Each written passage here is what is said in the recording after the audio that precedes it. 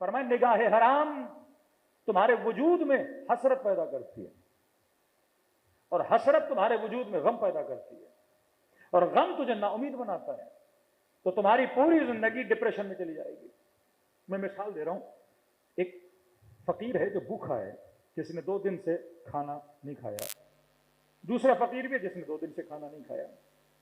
اب ان دونوں فقیروں کے لیے ہم کہیں کہ بھائی یہ کراچی کی فوڈ اسٹریٹ ہے، فقیر صاحب آپ اس فوڈ اسٹریٹ سے گزر کے اپنے گھر جائیں، دوسرے فقیر کو کہیں کہ آپ فلاں گلی سے گزر کے جاؤ جس میں کوئی دکان نہیں ہے، ہر چیز بند ہے۔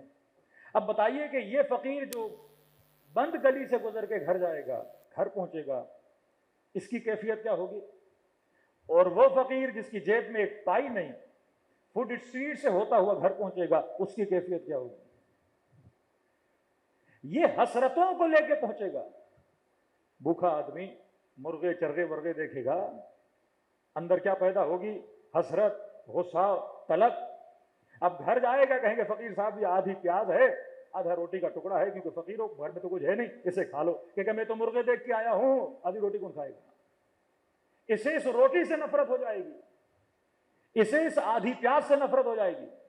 لیکن وہ فقیر جو فوڈ اسٹریٹ سے نہیں گزرا، کسی بند گلی سے گیا، وہ بھوک کے عالم میں ہے، بڑے شوق سے آدھی روٹی بھی کھائے گا، آدھا پیاز بھی کھائے گا۔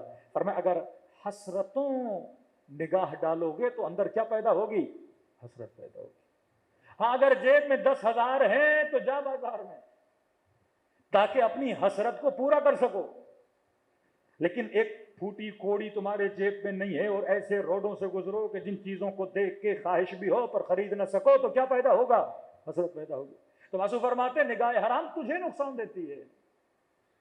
کسی چیز کو دیکھے گا، اس کی طلب تمہارے اندر پیدا ہوگی، لیکن وہ چیز تمہیں ملے گی نہیں۔ یہ فلموں کے اندر ایکٹر ایکٹریسز، یہ کیوں معاشرے میں شادی کا رجحان کم ہو گیا؟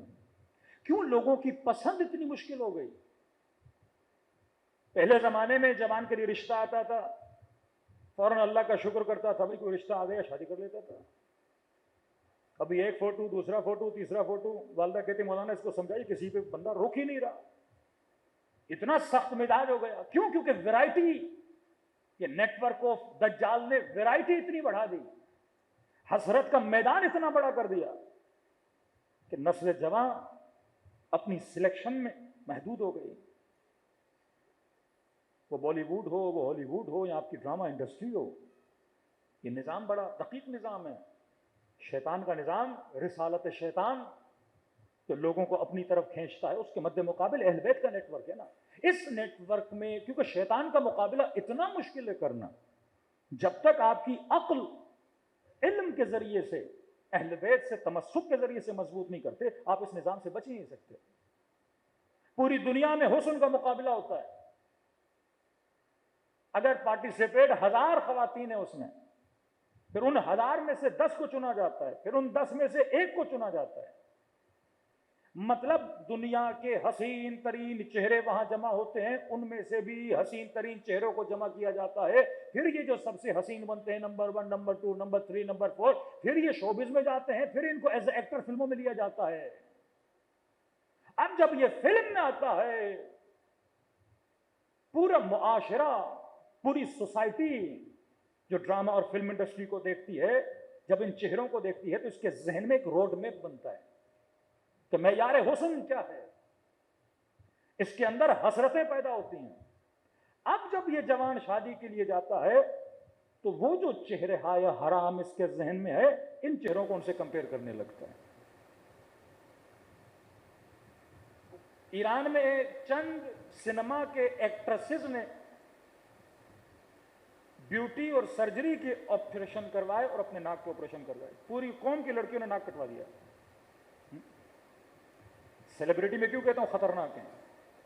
وہ سیلیبریٹی مذہبی ہو، وہ سیلیبریٹی نوح خان ہو، وہ سیلیبریٹی سیاستدان ہو، وہ سیلیبریٹیز ایکٹر ایکٹریسز ہو، کیونکہ یہ رول ماڈل بن جاتے ہیں، پوری قوم ان کو فالو کرتی ہے۔ پوری دنیا میں کسی ملک میں اتنے بیوٹی سرجری آپریشن نہیں ہوتے جتنے ایران میں ہوتے ہیں، کیونکہ رول ماڈل کیا تھے؟ ایکٹر ایکٹریسز تھے۔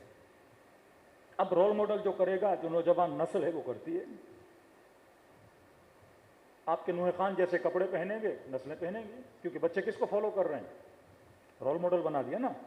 کبھی کا سیلیبریٹی بڑی خطرناک، اس کی ذمہ داری بہت زیادہ ہوتی ہے۔ وہ 10 دھاگے پہنے، 15 دھاگے پہنے، جو ایکشن مارے پوری نسل اس کے پیچھے لگنا شروع ہو جاتی ہے، اس کے بجائے کہ شریعت کو فالو کیا جائے، سنت اہل بیت کو فالو کیا جائے۔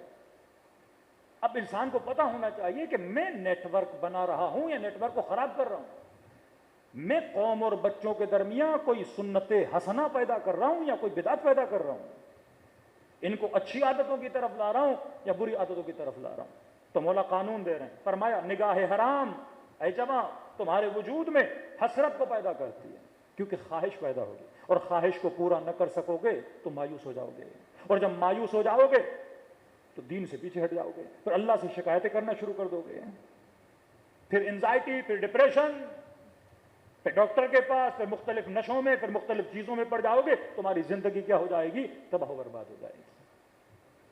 کیوں فرمایا قل لا اسألکم علیہ اجرا الا المودۃ فی القربی۔ اس نیٹ ورک کا دار و مدار محبت ہے۔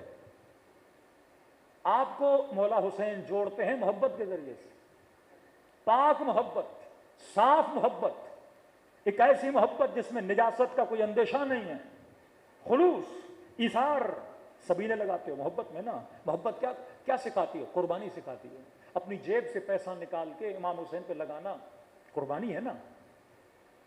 اندھیرے راتوں میں اپنے گھروں کو چھوڑ کے فرش اعضاء پہ بیٹھنا، یہ وقت کی قربانی ہے نا۔ ان راتوں میں نیند کم کرو، پھر جاب پہ بھی جانا ہے، کیا دے رہے ہو؟ قربانی دے رہے ہو نا۔ پیدل امام حسین کے حرم کی طرف جانا قربانی ہے نا۔